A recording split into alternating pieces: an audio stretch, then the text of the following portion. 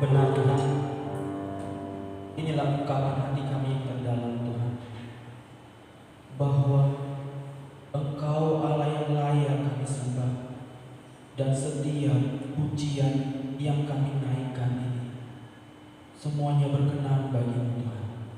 Kemuliaan hanya bagi-Mu Tuhan. Biarlah Tuhan, kami yang hadir di tempat ini Tuhan, Engkau Allah sendiri yang melihat hati kami Tuhan, yang rindu Tuhan mencari Engkau Tuhan di tempat ini. Dan kami juga Tuhan telah siap Tuhan untuk diberkati, untuk dibentuk, untuk dikoreksi lagi melalui sabda-Mu yang sebentar yang akan kami baca dan kami renungkan Tuhan. Tuhan, biar Engkau Allah yang hadir,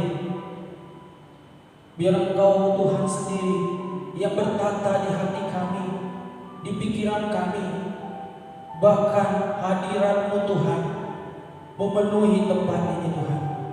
Sehingga Tuhan, ketika kami membaca dan merenungkan kebenaran firman-Mu, kami boleh mendapatkan berkat yang baru daripada-Mu Tuhan. Dan hamba-Mu Tuhan yang menyampaikan ini Tuhan, di dalam keterbatasan hamba, pakai hamba, urapi hamba, biarlah setiap perkataan demi perkataan yang hamba sampaikan adalah kehendak-Mu saja Tuhan. Dan hati kami telah siap Tuhan untuk dibentuk melalui firman-Mu. Di dalam nama Tuhan Yesus Kristus kami berdoa. Amin. Silakan duduk.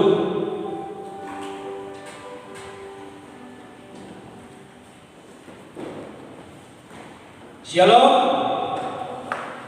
Shalom. Ya, ada sukacita? Amin. Pasti semuanya penuh dengan sukacita bagi kita semua yang ada di tempat ini. Saya ingin mengajak kita semua membuka kitab kita di dalam Kejadian pasal yang ke-41 ayat 37 sampai dengan 45. Kejadian 41 ayat 37 sampai 45. Yusuf di Mesir sebagai penguasa.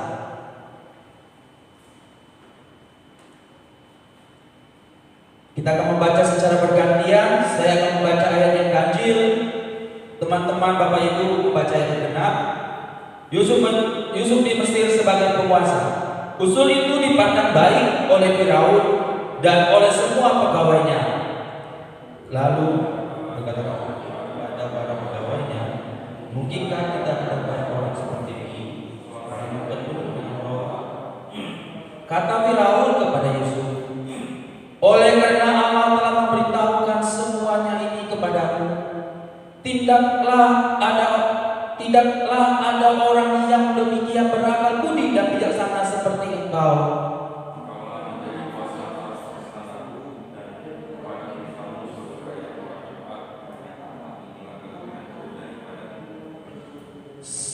Selanjutnya Firaun berkata kepada Yusuf, dengan ini aku melantik engkau menjadi penguasa atas seluruh tanah Mesir. Sesudah itu Firaun izin menterinya darinya dan mengenakan pada jari Yusuf, dipakaikannya kepada Yusuf pakaiannya dan dikenakannya kalung pada pakaiannya. Lalu Firaun menyuruh naikkan Yusuf dalam keretanya yang kedua, dan berserulah orang di hadapan Yusuf, hormat. Demikianlah Yusuf dilantik oleh Firaun menjadi kuasa atas seluruh Mesir. Berkatalah Firaun, apalah Firaun tetap tidak boleh. Lalu Firaun menamai Yusuf sebagai Zephaniah serta memberikan Asnat anak Potifera imam Dion kepadanya menjadi istrinya. Demikianlah Yusuf muncul sebagai kuasa atas seluruh tanah Mesir. Berbahagialah kita yang membaca dan merenungkan kebenaran firman Tuhan, dan yang bahagia ialah orang-orang yang melakukan kebenaran Tema renungan kita bicara hari ini tentang orang biasa menjadi luar biasa. Orang biasa menjadi luar biasa. Banyak di antara kita sering berkata, kalau saya dari keluarga yang sederhana, keluarga yang pas-pasan, bahkan latar belakang keluarga yang gak mendukung, gak akan mungkin saya bisa menjadi orang berpengaruh di dunia ini. Karena kita sering beranggapan bahwa orang-orang yang memiliki pengaruh dan dipakai menjadi orang yang luar biasa adalah orang yang memiliki latar belakang pendidikan yang mampu atau pendidikan yang tinggi dan memiliki latar belakang atau keluarga yang kaya raya dan harta yang begitu banyak. Dan kita sering beranggapan bahwa orang yang biasa-biasa, orang yang sederhana, itu kita dianggap remeh. Tidak akan mungkin orang tersebut, orang yang biasa-biasa, bisa berdampak bagi orang lain, bisa sangat pengaruh bagi orang lain. Kita sering beranggapan hanya orang-orang yang kaya lah yang bisa dipakai menjadi orang luar biasa. Bahkan kita sendiri sering dalam pelayanan pun juga. Aku gak punya talenta, aku gak punya karunia, sering beranggapan demikian. Gak mungkin aku bisa melayani. Sering terjadi di dalam kehidupan kita. Kita sering berpandangan berpendapat bahwa orang-orang seperti orang kaya lah, pendidikan yang bagus lah, yang bisa dipakai secara luar biasa. Kalau kita ya IQ pas-pasan, pendidikan pas-pasan, semua pas-pasan, gak mungkin. Tapi di tangan Tuhan, orang yang biasa-biasa mampu dipakai Tuhan, mampu Tuhan ubahkan menjadi orang yang luar biasa. Yang penting bagaimana kita menyerahkan hidup kita, menyerahkan segala totalitas kita kepada Tuhan. Yang penting mau gak kita dibentuk, mau gak kita dipakai. Kalau kita lihat dan kita tahu teman-teman tentang kisah hidup perjalanan Mother Teresa, mungkin teman-teman sudah tahu, dia memiliki latar belakang biasa-biasa kok. Dia lahir di sebuah kampung di Yugoslavia. Bahkan dia kaum minoritas pada waktu itu. Di usianya 8 tahun, ia sudah kehilangan figur seorang bapak. Di usia yang 8 tahun.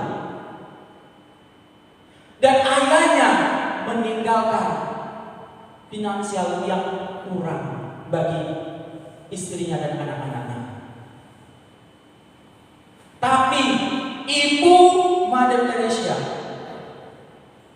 Teresa tidak patah semangat. Ia tetap membesarkan dia bersama dengan saudara-saudaranya. Di waktu ia sudah dewasa, ia menyerahkan hidupnya, mengabdikan dirinya kepada Tuhan, dan ia pergi ke sebuah kampung. Ia sekolah di Santa pada waktu itu. Ketika ia tamat, dia menyerahkan dirinya dan dia melayani di sebuah desa di India, nama desa Calcutta. Desa yang sangat banyak orang-orang miskin, orang-orang kumuh, bahkan anak-anak yang dibuang banyak di sana. Bahkan banyak orang yang mengalami penyakit di sana.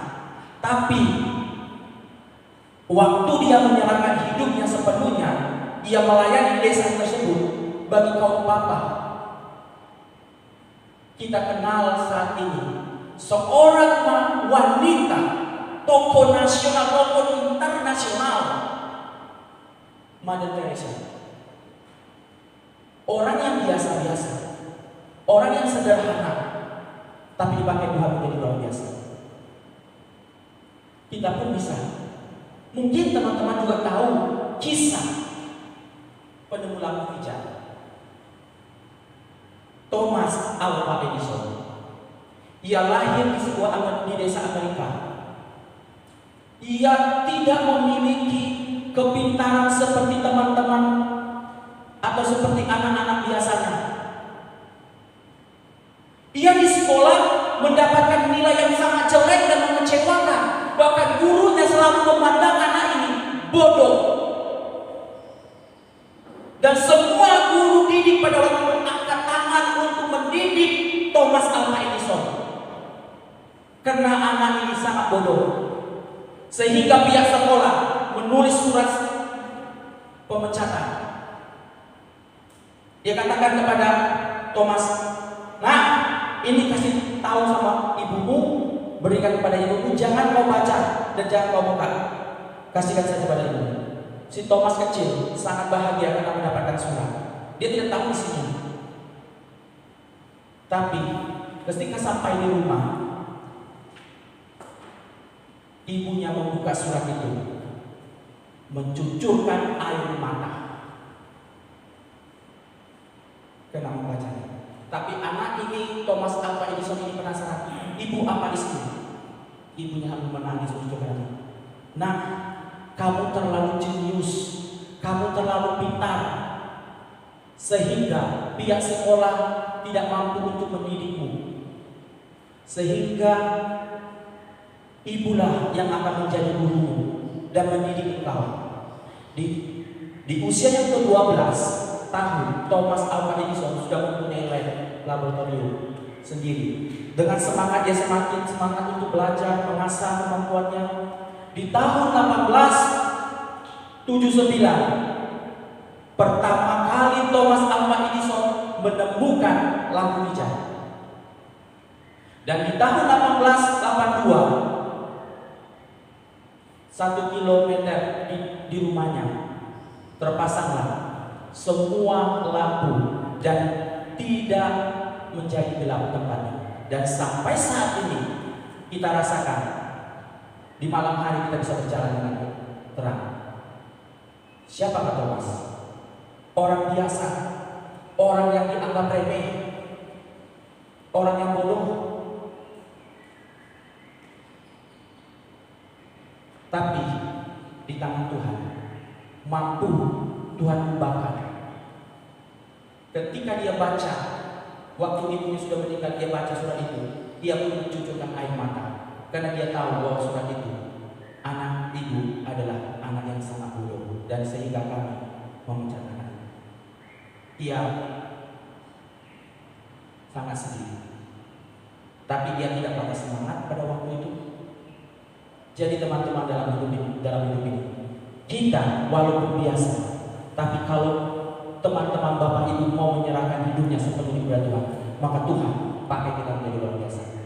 Dan kisah yang kita baca dari teks ini, Kejadian 41 ini, kita lihat seorang anak muda yang berumur 30 tahun pada waktu itu. Siapakah Yusuf? Yusuf bukan keturunan orang Mesir. Yusuf bukan latar belakang dari kerajaan. Ia tidak memiliki pendidikan untuk dibawa seorang raja, pasti harus pendidikan dari raja. Tapi Yusuf siapa? Yusuf gak dipandang. Yusuf dari latar belakang, dari keluarganya, saudara-saudaranya mengalami penolakan. Ia dibenci oleh saudara-saudaranya, bahkan dia difitnah oleh bosnya sendiri, bahkan ia pernah dilupakan. Tapi Yusuf nggak pernah kecewa sama Tuhan. Ia tetap mengingat janji Tuhan, sehingga waktu umur 30 tahun ia menjadi seorang penguasa di Mesir. Dari orang yang dianggap remeh, tidak ada apa-apanya, seorang budak, seorang pekerja di negeri orang, tapi mampu menjadi penguasa di negeri orang. Kita pun juga, siapa kita di tempat ini di Indonesia? Kita orang minoritas, Tapi walaupun kita orang minoritas, yakinlah bahwa kita bisa berpengaruh menjadi orang hebat di negeri ini. Asalkan mau menyerahkan hidup kita kepada Tuhan. Kita belajar dari kisah Yusuf ini. Orang yang biasa-biasa dipakai menjadi luar biasa ini. Yang pertama dan yang kita bicara, hidup yang mau dipimpin oleh Tuhan. Kami katakan di ayat yang ke-38 dikatakan, lalu berkatalah Firaun kepada para pegawainya, mungkinkah kita mendapatkan orang seperti ini, seorang yang penuh dengan roh Allah, seorang yang penuh dengan roh Allah. Orang yang dipenuhi oleh roh Allah adalah orang yang mau dipimpin. Cara kerja Tuhan di sini mengangkat Yusuf, cara yang susah untuk dimengerti oleh siapapun. Yusuf di usia yang 17 tahun, kalau teman-teman baca di Kejadian 37, ia mendapatkan visi misi di usia yang 17 tahun. Bahwa visi misi itu mengangkat Yusuf untuk menjadi pemimpin, penguasa, dan memiliki kedudukan. Ketika ia mendapatkan visi misi, apakah langsung Tuhan angkat dia menjadi seorang pemimpin? Tidak. Yusuf harus melewati namanya proses pembentukan dari Tuhan. Ketika ia menceritakan mimpinya kepada saudara-saudaranya, bahwa mereka dan ibu mereka dan ayahnya akan sujud menyembah dia. Ketika Yusuf menceritakan tersebut, apa yang terjadi? Masalah besar terjadi bagi Yusuf. Yusuf dibenci oleh saudara-saudaranya. Bahkan ayahnya juga sempat marah pada Yusuf. Tapi ayahnya menyimpan di dalam hati. Waktu ayahnya memberikan sebuah jubah yang sangat indah, semakin marahlah saudara-saudaranya, semakin bencilah kepada Yusuf. Waktu ia ingin bertemu saudara-saudaranya di Sikem, saudara-saudaranya berencana ingin membunuh dia. Ruben katakan abangnya, tidak usah kita bunuh, kita masukin ke sumur. Setelah Ruben pergi dan lain-lain, saudara pergi, maka saudara-saudaranya lain ambil dia, lalu ingin membunuh Yusuf. Tapi Yehuda katakan, apa untungnya kita membunuh saudara kita? Ia darah daging dari orang tua kita. Lewatlah orang Ismail pada waktu itu, maka dijuallah Yusuf kepada orang Ismail, dan orang Ismail ini membawa Yusuf ke Mesir. Di Mesir ia bertemu dengan bosnya, yaitu Potifar. Potifar adalah orang kepercayaan istana Firaun. Ketika Yusuf dipercayakan segala sesuatu untuk mengurus rumah Potifar, Yusuf adalah orangnya tampan, cakep, parasnya bagus, sama kayak khotbah ini, beda-beda tipis. Tapi ketika istrinya memandang Yusuf, maka ada niat istri Potifar untuk tidur bareng dengan dia. Setiap hari Yusuf diajak untuk melakukan tidur bersama dengan istri Potifar, tapi Yusuf menolak. Pada waktu itu keadaan rumah sepi. Yusuf digoda. Ketika dia digoda, Yusuf lari dan meninggalkan bajunya. Dan istrinya akhirnya menjerit, tolong, orang Ibrani ini ingin memperkosa saya. Yusuf difitnah. Akhirnya Yusuf masuk di penjara.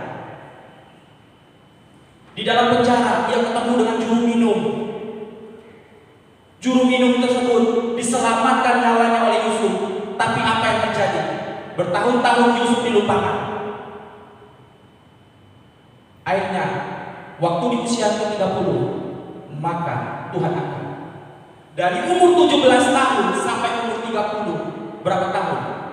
Bedanya 13 tahun Yusuf harus melewati proses demi proses. Yusuf dibentuk Tuhan melalui suatu masalah pergumulan. Kadang-kadang kita di posisi Yusuf mungkin, Tuhan, Kau kan Allah, kenapa nggak langsung angkat? Tapi ingatlah, ketika Tuhan bawa engkau dan saya masuk dalam pergumulan, bukan berarti Tuhan kurang kerjaan. Ketika engkau dalam mengalami masalah, bukan berarti Tuhan tidak menolong engkau, pasti Tuhan tolong. Kita lihat 13 tahun seakan-akan Tuhan diam, seakan-akan Tuhan tidak menolong Yusuf. Tapi Tuhan sedang melatih Yusuf, sedang membentuk Yusuf untuk menjadi orang yang bukan gampangan.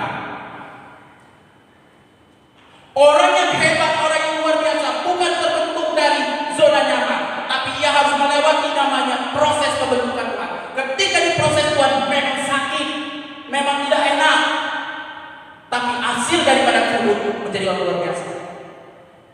Yusuf 13 tahun, 50 tahun dia memimpin orang Mesir. Luar biasa. Ketika di bawah kepemimpinan Yusuf, Mesir mengalami kemakmuran yang luar biasa.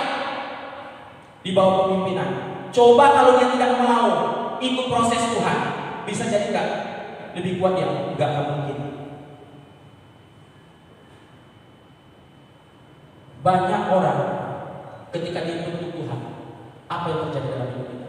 Kita protes, kita nggak sabar, bahkan kita kecewa dengan Tuhan. Tuhan, aku udah berpuluh-puluh tahun Tuhan mengikuti Engkau dari lahir sampai besar. Tapi kenapa selalu masalah terjadi dalam hidupku? Kenapa pergumulan sini berganti di dalam hidupku? Ingatlah, Yusuf 13 tahun bukanlah hal yang mudah.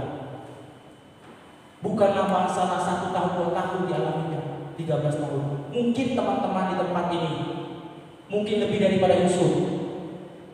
Di balik segala penderitaan yang kita alami, di balik semua proses yang kita alami, Tuhan sedang mempersiapkan kau dan saya menjadi orang yang luar biasa. Jadi ketika Tuhan memproses kau, berikanlah hati mau dibentuk. Kadang-kadang kita akan bertemu dengan teman kita yang membuat engkau jengkel. Kadang-kadang Tuhan sedang melatih engkau untuk membuat engkau jadi sabar. Ingatlah Roma 8 ayat 28, Allah tahu, Allah turut bekerja mendatangkan kebaikan. Penderitaan-penderitaan yang kita alami tidak akan melebihi kemampuan yang kita atau kekuatan yang kita. Bagaimana sikap kita? Mau nggak diproses oleh Tuhan? Mau nggak kita dibentuk oleh Tuhan? Memang cara kerja Tuhan itu berbeda dengan cara kerja kita. Kenapa harus 13 tahun? Kenapa nggak 1 tahun aja Tuhan? Karena Tuhan tahu Tuhan sedang mempersiapkan dia untuk suatu bangsa yang besar. Mesir pada waktu itu bukanlah bangsa yang kecil, tapi bangsa yang luar biasa, bangsa yang besar. Sehingga Yusuf harus diproses itu. Kalau teman-teman dan saya sedang diproses oleh Tuhan, berarti Tuhan sedang mengajarkan kita untuk kita belajar untuk mematikan segala keegoisan kita.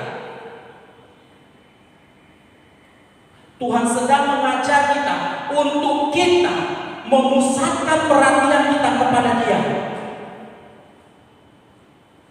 Karena orang yang egois lebih kuat gak akan pernah Tuhan pakai. Jadi Tuhan sedang latih kita ketika kita mengalami pergumulan atau diproses Tuhan. Tuhan sedang melatih kita untuk mematikan segala keinginan-keinginan kita yang bukan berasal dari kehendak Tuhan. Ini yang harus kita kerjakan dalam hidup ini. Ketika engkau dan saya diproses Tuhan, siapkan hati kita. Saya sering mengungkapkan di sini. Kita mungkin tahu emas di perapian itu 7 kali di dalam perapian. Tapi emas ketika ia selesai di perapian, dibuang kemana pasti dicari, betul nggak? Kalian yang punya emas jatuh di parit-parit sekalipun yang kotor pun pasti diambil. Betul nggak? Kalau teman-teman ada uang 500.000 jatuh di sana, belum tentu kalian ambil. Kenapa? Nggak ada harganya. Tapi emas ada nilainya. Kalian dan saya, kita semua ketika diproses Tuhan, maka ada nilainya. Hasilnya menjadi orang yang luar biasa. Yang kedua, orang yang biasa menjadi luar biasa ini mengajarkan kita bahwa bisa diandalkan. Kalau kita baca di ayat yang ke-39, 40, bahkan di waktu kejadian, waktu di Potifar, bagaimana kejadian 41, bagaimana ketika Yusuf berada di rumah Potifar, bagaimana Potifar mempercayakan segala sesuatunya kepada Yusuf. Ini mengajarkan bahwa Yusuf bisa diandalkan. Orang yang bisa diandalkan berarti orang yang bisa dipercaya. Kepercayaan adalah harga yang sangat mahal. Harga yang tidak bisa diukur oleh materi dan apapun. Kita untuk percaya kepada orang yang baru kenal susah. Kita akan percaya kepada teman kita kalau kita memiliki hubungan yang baik. Yusuf siapa sih? Baru kenal, tapi karena dia dipimpin oleh Allah, maka dia bisa dipercayakan. Kita pun harus bisa menjadi orang yang bisa dipercaya. Ketika Tuhan mempercayakan kita talenta, mungkin teman-teman punya bisa bernyanyi, layanilah Tuhan. Ketika teman-teman diberi talenta bermain musik, layanilah. Itu kepercayaan yang sangat mahal. Kesempatan tidak akan pernah datang dua kali. Kesempatan hanya datang sekali. Ketika teman-teman diberikan waktu dan kesempatan untuk melayani Tuhan hari ini, layanilah dengan tulus dan ikhlas. Yusuf ketika ia dipercayakan oleh Potifar, ia kerjakan segala sesuatunya. Ketika ia berada menjadi penguasa di Mesir, menjadi orang nomor 2 dipercayakan, ia kerjakan segala sesuatunya. Orang yang bisa dipercayakan adalah orang yang memiliki integritas dan memiliki rasa tanggung jawab.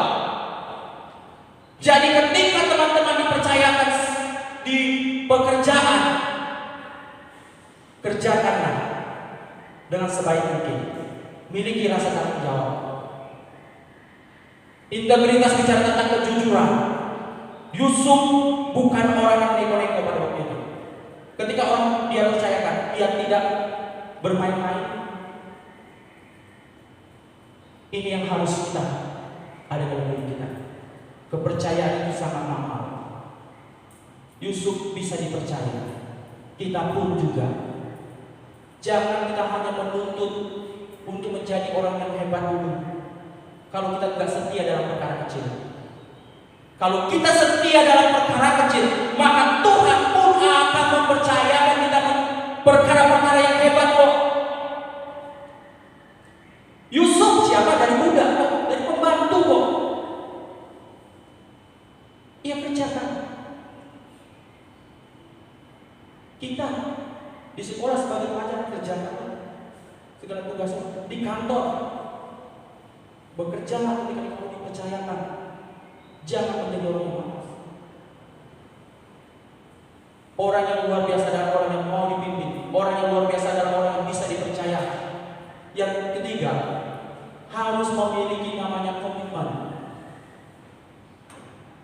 Kalau kita lihat bagaimana komitmen daripada Yusuf untuk tetap tidak hidup di dalam dosa. Ketika dipengaruhi, digoda oleh Potifar, tidak mungkin aku berbuat dosa kepada Allah. Ini komitmennya kepada Allah. Komitmen merupakan suatu ikatan pada diri sendiri dan pada orang lain. Ketika ada komitmen di dalam diri kita, maka ada tekad di dalam diri kita untuk berjuang. Apapun pergumulan kita, kalau komitmen kita tetap hidup dalam Tuhan dan percaya pada Tuhan, maka kita akan selalu semangat dan hidup. Orang yang memiliki komitmen di dalam dirinya adalah orang yang kuat. Orang yang memiliki komitmen dalam hidupnya adalah orang yang bersemangat. Meskipun ada masalah, meskipun ada tantangan, meskipun ada pergumulan, Yusuf orang yang berkomitmen di hadapan Tuhan.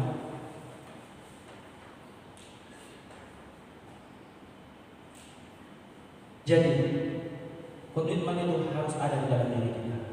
Komitmen dalam melayani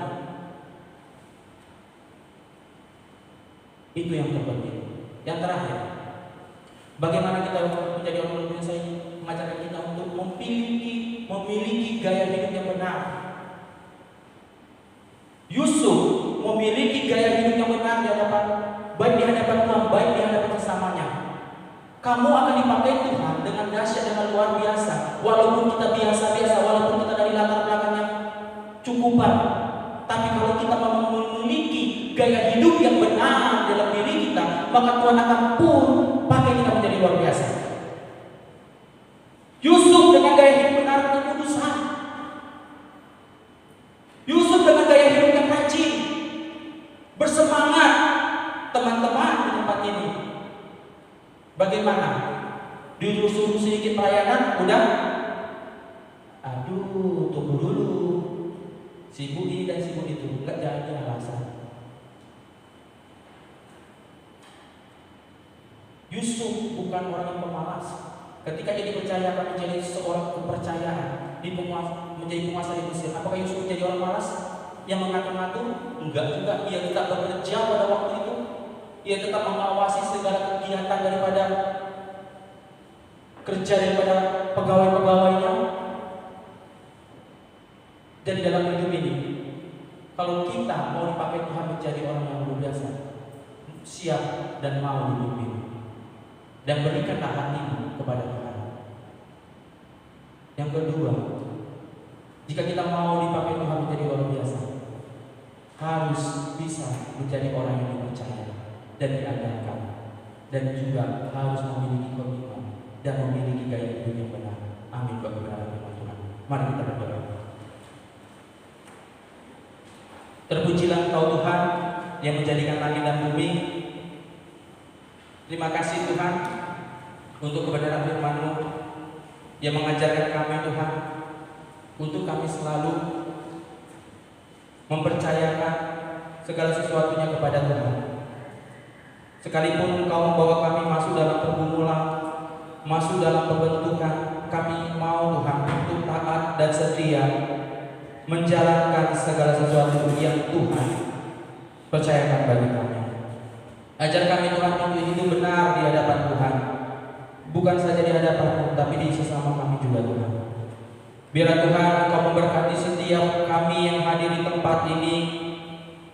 Apapun yang kami kerjakan, apapun yang kami lakukan Tuhan, kami rindu Tuhan berkati. Mungkin teman-teman Bapak Ibu di tempat ini yang sedang bekerja, Tuhan berkati mereka.